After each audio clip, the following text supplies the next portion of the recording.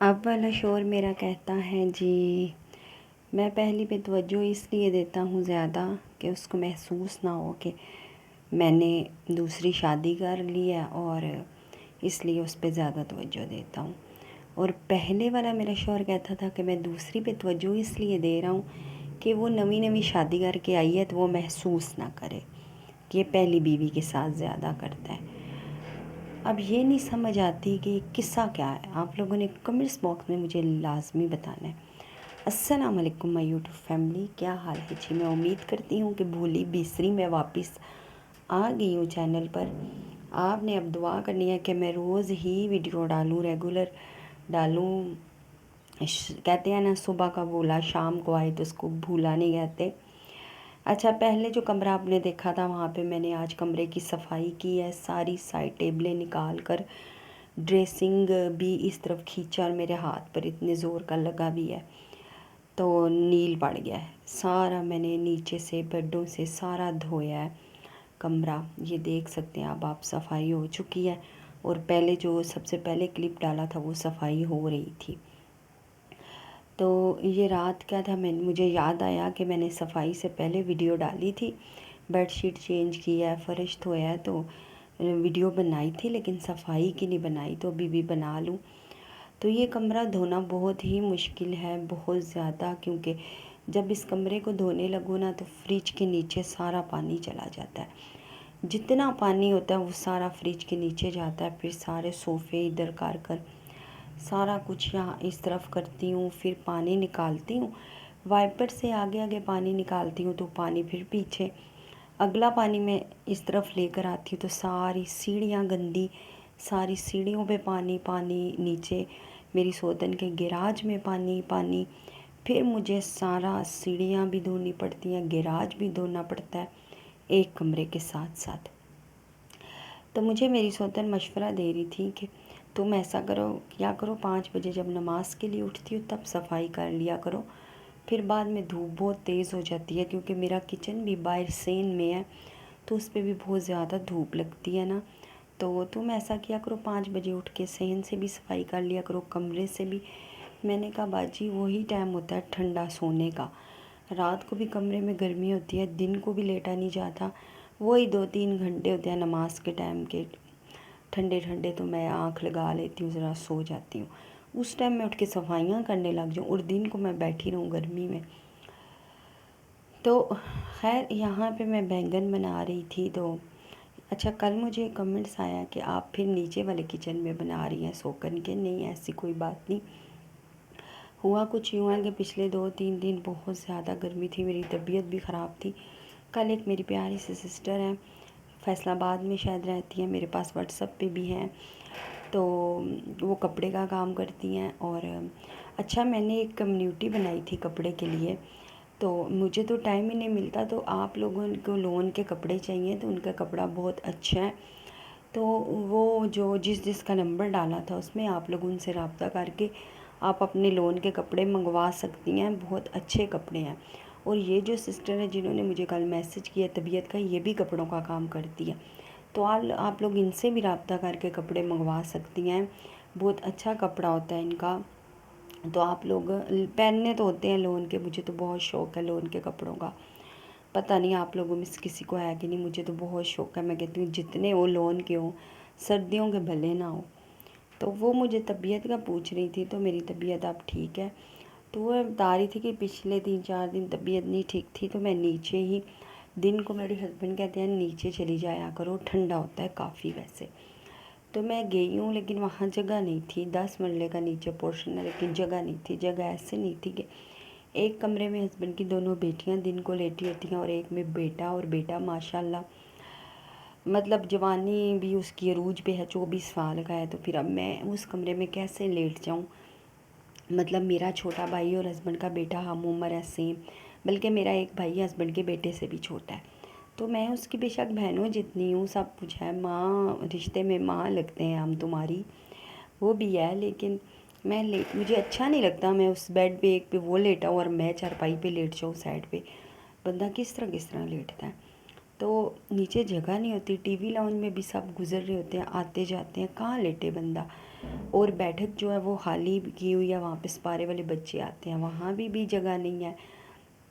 تو ہسبینڈ میرے کہتے ہیں کہ تم دن کو نیچے ہوا کرو، روم کولر نہ لگایا کرو، اوپر بل بہت زیادہ آتا ہے۔ میں نے کہا پھر میں کدھر جاؤں؟ تو خیر اچھا، میں یہ بتا رہی تھی کہ شروع سے کہ میرے ہسبینڈ جب میری یہ شادی ہوئی تو مجھے کہتے تھے کہ میں پہلی کو اس لیے توجہ دیتا ہوں، جیسے کہ رات کو میں نے ہسبینڈ سے پیسے مانگے، میں نے کہا مجھے تھوڑے سے پیسے دے دیں، 500 ہی دے دیں، جنت چیز مانگتی ہے بار بار، 100 دیتے ہیں، 50 دیتے ہیں، وہ چیز لیتی ہے، سائڈ پہ ہو جاتی ہے، پھر وہ چھوٹی ہے، پھر ہسبینڈ کی بچیاں منگواتی ہیں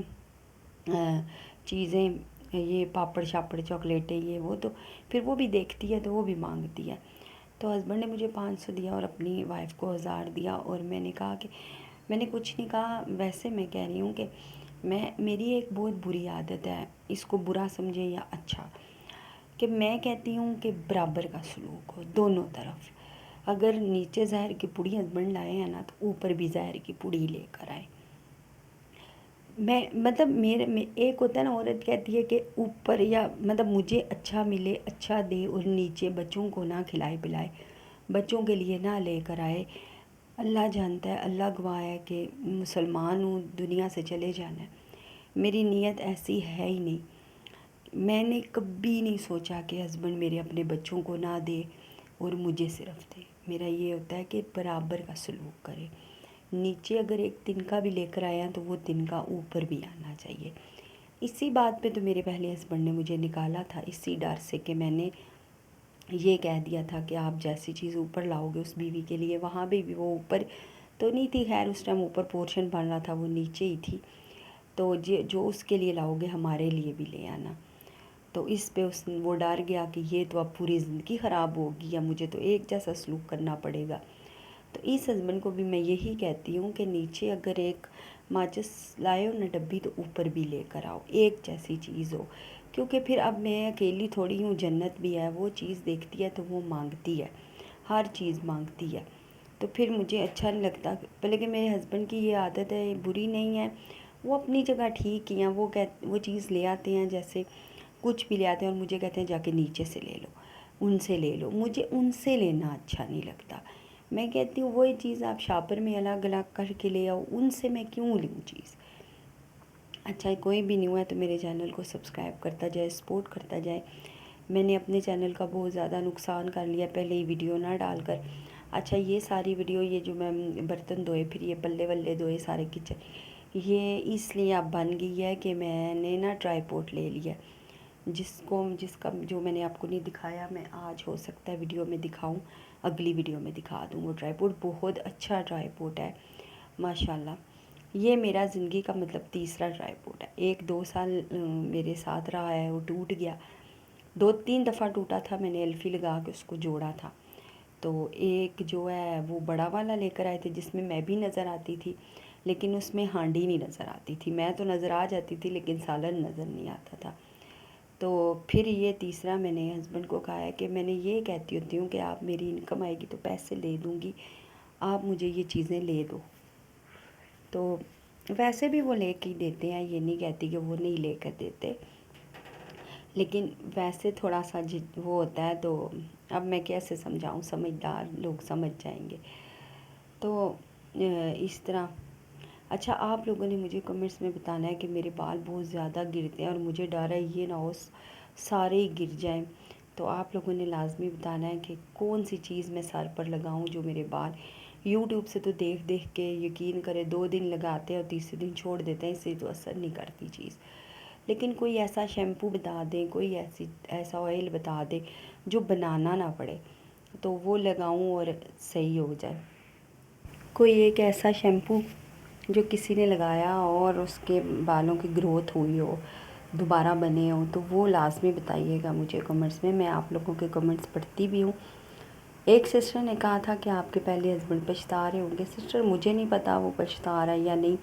میں نے کبھی اس چیز کی سن گن نہیں لی، میرا بس اپنی بچیوں کے ساتھ رابطہ ہوتا ہے، ان سے رکھنا ضروری ہے،